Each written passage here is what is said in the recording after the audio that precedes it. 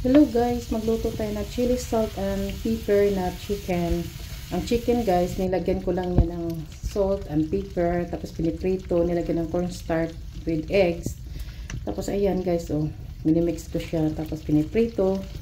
Tapos pag naprito na yan guys, lagyan natin siya ng, ano yan, naprito na oh. Yan.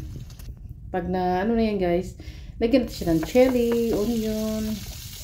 Ayan, ilagay, tapos ilunod natin yan guys. Tapos kung may mabili kayong ano, yung panglagay sa supermarket na chili,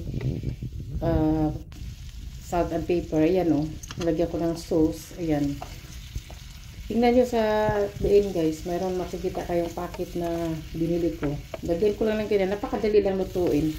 At masarap pa, kaysa bibili sa mga take-away na Chinese take-away. Kayo na lang gagawa, mas mura pa. Gusto ni Habi yan. Ayan. Chili salt at pepper lang. Onion. Ayan oh.